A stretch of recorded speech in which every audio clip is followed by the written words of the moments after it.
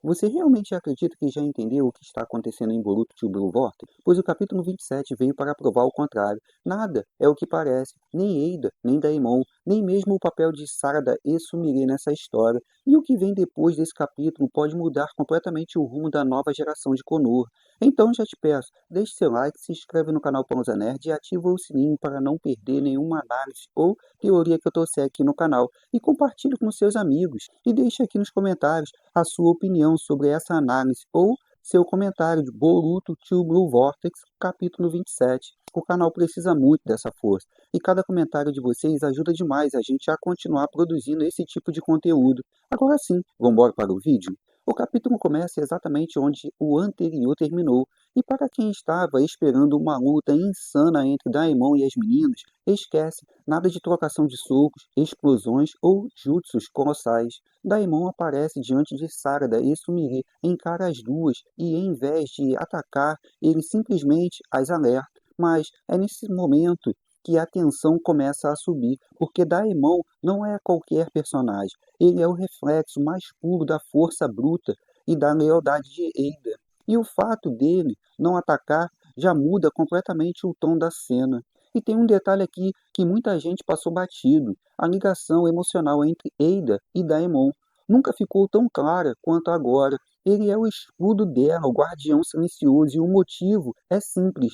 Ele entende Eida. Ele entende sua irmã. Ele entende a dor, a solidão e o vazio que ela carrega. Eles compartilham uma conexão que vai além do sangue, dos poderes. É algo humano, raro de se ver em Boruto. Daemon poderia ter matado as duas facilmente, mas não quis. E o motivo? É o primeiro grande ponto do capítulo. Ele sabia desde o começo que Sarada e Sumire estavam imunes ao encanto de Eida. Ele sempre soube e por isso nunca as viu como inimigas, porque no fundo ele entendeu que Eida via nelas algo diferente. Logo em seguida, o mangá confirma o que os fãs teorizavam há meses. Eida diz com todas as letras que poupou as duas, não por amor a Boruto, nem por medo de Kawaki, mas por uma necessidade desesperadora de ter amigas de verdade. E olha, esse momento é simplesmente genial, porque finalmente o autor abandona o clichê do elas amam o Boruto e por isso são especiais. Aqui o destaque é emocional. Eida queria algo simples que qualquer ser humano deseja: amizade e aceitação de verdade. Esse desejo foi tão profundo que mudou até os efeitos da habilidade divina de Eida. Um poder que dobra a vontade das pessoas foi distorcido pela própria vontade de ser aceita. E aí vem a grande pergunta: por que justamente Sarada e Sumire? Se a gente voltar no início do mangá, antes da chegada de Eida em Konoha, Sumire foi a primeira a enxergar o sofrimento por trás do dom da Eida.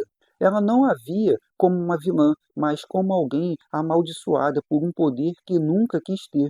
E mais tarde, Sarada foi quem deu o primeiro passo para propor uma amizade sincera entre elas. Esses dois gestos, pequenos mas sinceros, foram o gatilho da exceção inconsciente dentro da Eida. Ela não as escolheu racionalmente. O coração dela, sim, as escolheu as duas. Mas aí o clima muda completamente. Eida solta uma frase que arrepia: eu não me importaria em morrer pelas mãos de vocês. Essa fala muda tudo, porque por trás da beleza, da confiança e do poder absoluto, Eida carrega uma tristeza profunda. Ela está cansada de existir. Ela vê tudo, sabe tudo, mas nada a satisfaz. Ela perdeu o sentido da vida, e a única coisa que a ainda mantém de pé são as amizades de Sarada e Sumire. Sem elas, Eida estaria mais sozinha do que quando estava congelada, isolada do mundo. E é nesse momento que Sarada se levanta, puxa Sumire pela mão e abraça Eida. Um abraço simples, mas cheio de emoção, um abraço que desmonta qualquer muro que ainda existia entre elas. A fandom explodiu com essa cena, e com razão, mas a pergunta que fica é: será que esse abraço foi totalmente sincero? Ou talvez teve estratégia por trás?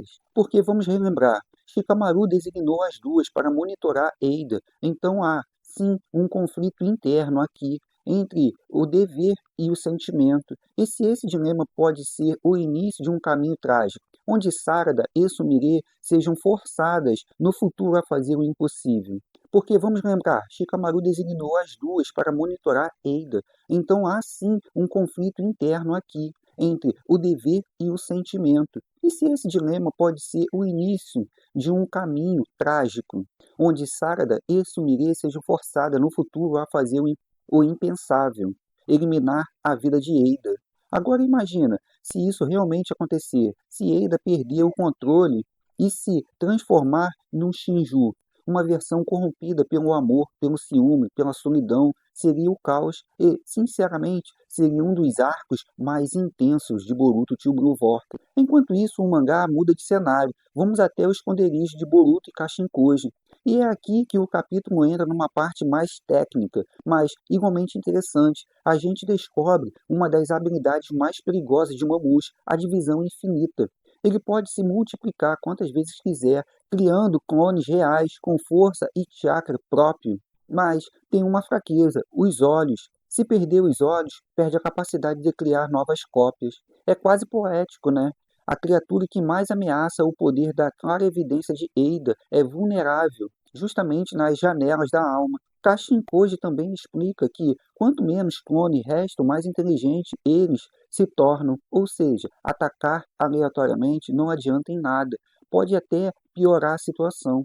A única solução é reunir todos os clones no mesmo ponto e aniquilar tudo de uma única vez. O cenário perfeito para uma luta épica, cheia de personagens, tática e emoção, algo que os fãs de Boruto estão esperando ansiosamente por muito tempo. Mas claro que nem tudo é perfeito. O mangá ainda escorrega em algumas decisões do roteiro. Um exemplo, Jura. Ele persegue Boruto e Himawari, mas por algum motivo não vai até ela. E por quê? Porque a história não quer. E é aqui o tipo de conveniência que a gente já viu 1000 vezes em Naruto, como quando Pen poderia ter acabado com tudo e não fez. Às vezes a resposta é só porque o roteirista não quis assim. Logo depois vemos Kashinkoji conversando com Inojin.